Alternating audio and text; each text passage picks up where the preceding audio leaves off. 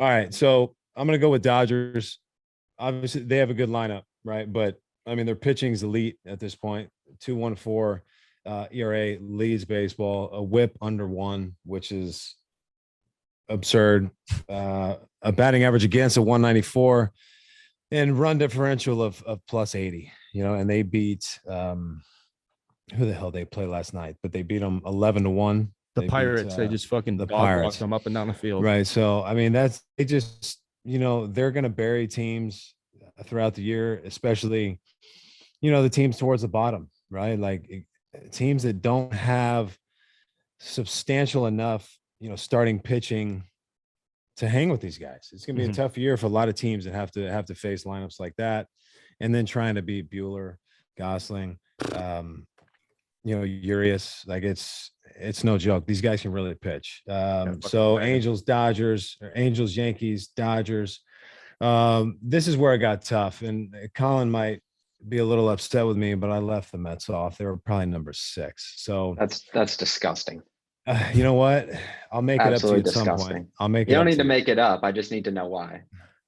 Well, because I had the Twins and the Astros ahead of them. All right. Ooh. I like the Astros. I like the 2.85 ERA. The slugging percentage is it's not in the middle, but it's up there a little bit. It's 378.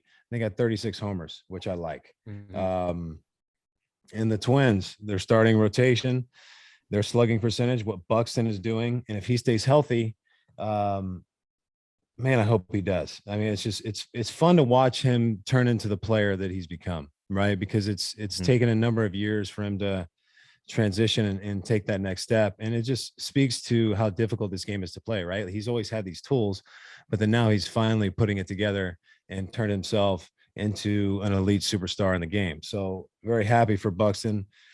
So that's my number 5, right? Mets are 6. Sorry, Colin. We got. So you want to give me your 5? Yeah, no, I'm close. We're not too far off. The Dodgers to me, they're the best team in baseball right now. And maybe I'm a little biased from having watching them play in person on Sunday night, but they're just legitimately perfect. They're perfect. Trey Turner hitting fucking third, playing short. Max Muncy can go play second, can play third base. You could swap them around the field. You got Gavin Lux playing second base or left field. Chris Taylor is just one of those guys who just like consistently wins at every level and does everything he has to do. People forget Cody Bellinger is their center fielder. I shouldn't say people forget, but like he's kind of lost in the shuffle because he's been up and down. But like when that guy's hot, he's literally one of the best players in the world.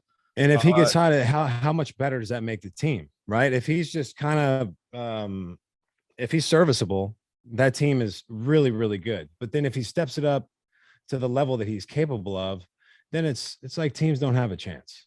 They just don't.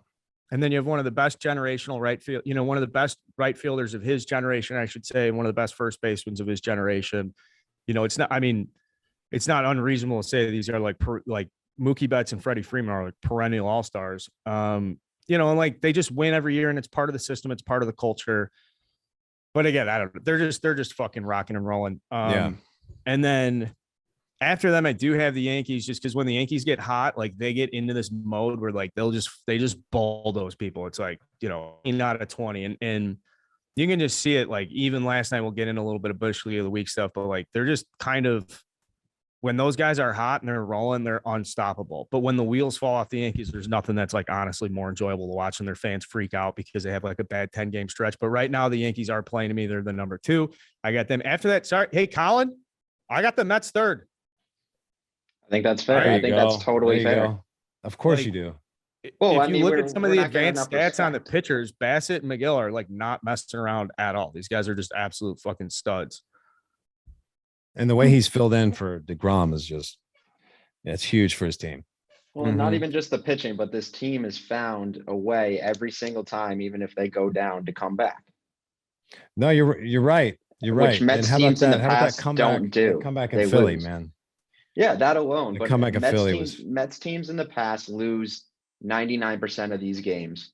And this team this year is finding a way every single time. They're different. Go on, Carl.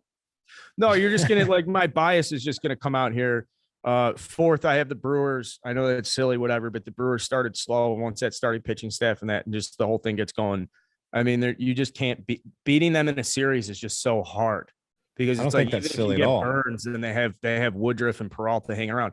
The lineup to me is, the lineup to me is one of those lineups like, to me, like the average Brewer, and I know someone's going to say like, well, if you look at this and that, but like just the average Brewers hitter to me is like 245, with like a slightly like below average OBP, a slightly above average slugging, and like a decent defender. Like there's really nobody that jumps out. Obviously when Yelich was a stud, but to me, the Brewers just play like steady, consistent baseball. And it's like, go ahead, trying good luck scoring more runs than us because we're going to give up fucking 2 or 3.